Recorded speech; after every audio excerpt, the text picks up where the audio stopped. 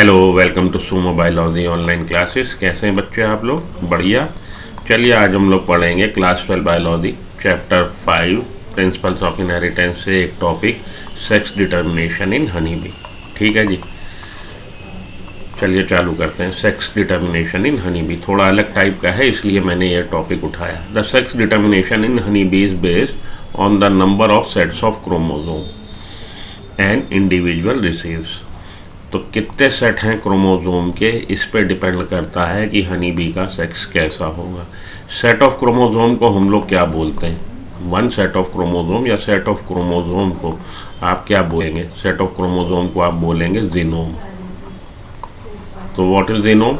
A complete set of chromosome, एक पूरा set chromosome का जिसमें हर क्रोमोसोम की सिंगल कॉपी होगी। ऐसा नहीं हो सकता। ह्यूमन बीइंग के केस में 23 क्रोमोसोम होते हैं, एक सेट जो बनाते हैं 23 क्रोमोसोम 1 to 23। तो टोटल नंबर 23 में ये नहीं हो सकता कि 16 नंबर का क्रोमोसोम की एक कॉपी जो है वो एब्सेंट हो और 14 नंबर के क्रोमोसोम की 2 कॉपी हो जाए, तब भी तो 23 हो जाएंगे क्रोमोसोम।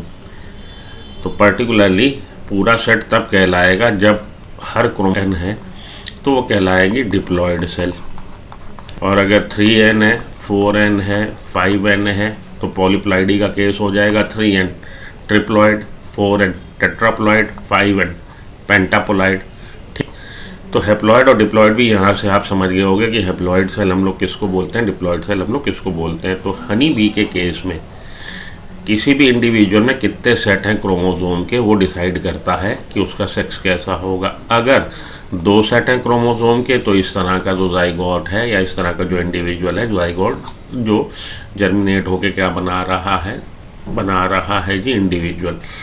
तो जाइगोट ये डेवलप हो जाएगा किसमें? फीमेल सेक्स में। और अगर नंबर ऑफ क्रोमोसोम मतलब सिंगल सेट है, n की वैल्यू 1 है, एक जीनोम है, तो इस तरह का जो इंडिविजुअल डेवलप होगा वो मेल सेक्स में डेवलप होगा। An offspring form from the union of a sperm and an egg.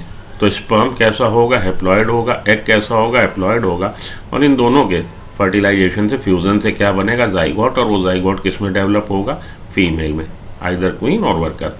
And an unfertilised egg. और जो अनफर्टिलाइज्ड एग है वो किस में डेवलप हो गया? मेल में, ड्रोन में, बाय मीन्स ऑफ पार्थिनो। इस प्रोसेस को हम लोग पार्थिनोजेनेसिस बोलते हैं। तो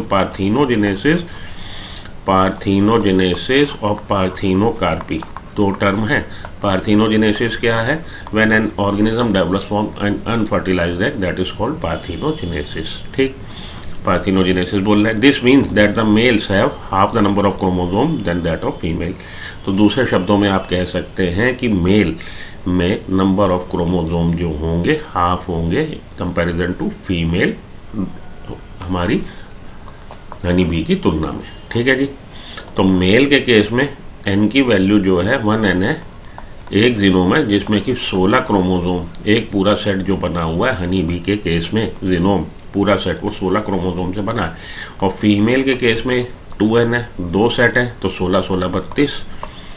ठीक, 32 क्रोमोसोम होंगे फीमेल में, क्योंकि फीमेल का जो डेवलपमेंट हो रहा है किससे हो रहा है? स्पर्म और एग के फ्यूजन से। ये एग की वैल्यू यहाँ पे n की वैल्यू 1 है, 16 क्रोमोसोम एग में, और स्पर्म जो आ रहा है वो भी हैप्लॉइड है, 16 क्रोमोसोम उसमें। इन दोनों के फ्यूजन से जो जाइगोट बना 16 16 32, और इस तरह का zygote ultimately give rise to female honey B.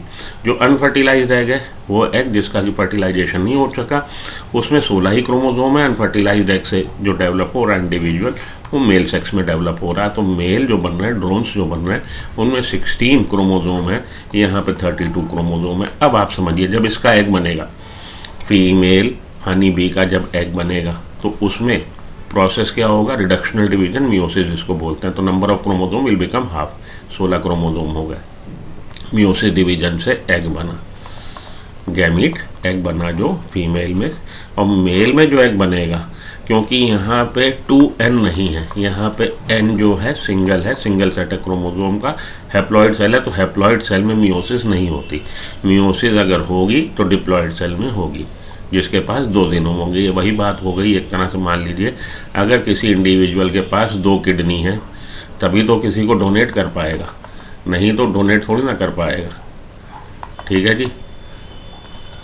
2 kidney है, आपको पता है कि एक किडनी में डोनेट कर दूं तो एक किडनी से मेरा यूरिन फॉर्मेशन होता रहेगा, एक्सक्रीशन होता रहेगा। एक किडनी आप डोनेट कर सकते हो 2 होने पे, लेकिन अगर आप पे एक ही किडनी है तो आप चाह के भी किसी को किडनी डोनेट नहीं कर पाओगे। इसी तरह से अगर सेल हैप्लॉइड है तो उसमें मियोसिस नहीं होगा, उसमें माइटोसिस डिवीजन होगा। तो मेल में जब स्पर्म बन रहे हैं वो किससे बनेंगे? माइटोसिस डिवीजन से। ये इक्वेशनल डिवीजन कहलाता है। और इसमें 16 क्रोमोसोम 16 ही रहे। अब ये जो स्पर्म बने और इधर एग और स्पर्म, इन दोनों के फ्यूज़न से जो जाइगोट बना, वो जाइगोट में 32 क्रोमोसोम रिस्टोर हो गए और ये ultimately give rise to female honey bee. और जो अनफर्टिलाइज रह गए वो डायरेक्ट डेवलप हो गए किसमें? मेल में, ड्रोन्स में। तो उसमें 16 नंबर ऑफ क्रोमोसोम रहेंगे। ठीक, this mean that the males have half the number of chromosome than that of female.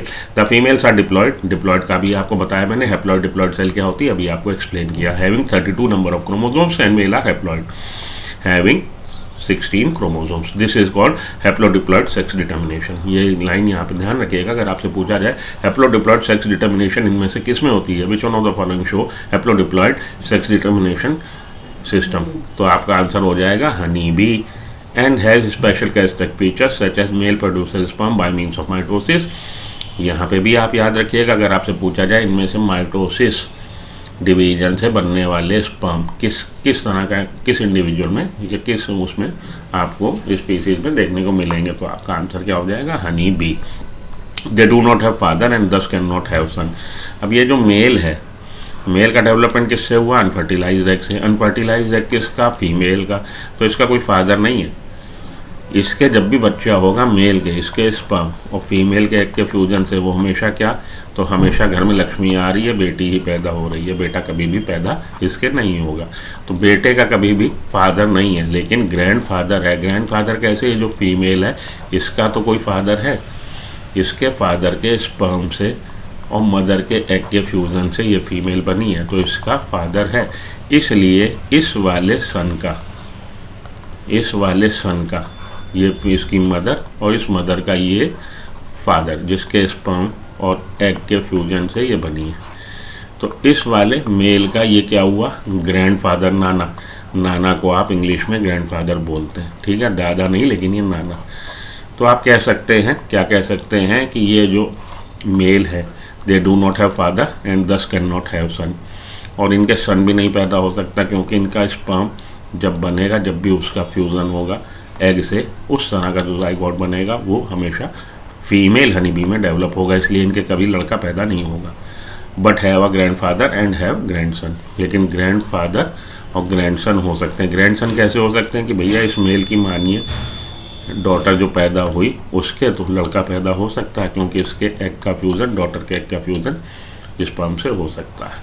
तो ये वाली लाइन भी इंपॉर्टेंट है, हैप्लोडिप्लॉयड मैकेनिज्म, ये लाइन इंपॉर्टेंट है। आपने याद रखना है कि हनी बी में फीमेल में 32 नंबर ऑफ क्रोमोसोम है, मेल में 16 नंबर क्रोमोसोम है। डिप्लॉयड सेल है, ये हैप्लॉयड सेल है। इतनी बातें आप याद में रखिएगा, यहीं से क्वेश्चन फ्रेम होता है। और ये वाली जो लाइनें हैं, ये लाइनें थोड़ी सी ट्रिकी हैं। They do not have father and thus can not have son but have a grandfather and can have grandson, ये वाली लाइनें मैंने आपको एक्सप्लेन करी हैं। तो ये हमारा आज का 10 मिनट का एक सेशन, जिसमें आपको एक टॉपिक, इस तरह के आपको आगे भी मिलते रहेंगे सेशन 10 मिनट्स एंड 1 टॉपिक वाले।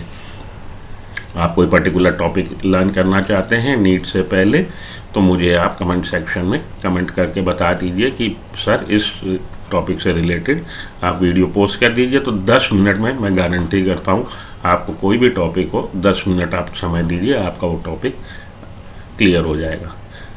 मिलते हैं ब्रेक के बाद। अगर आप वीडियो के अंत तक आ गए, वीडियो को लाइक कर दीजिए, चैनल सब्सक्राइब कर लीजिए। Have a nice day, thank you.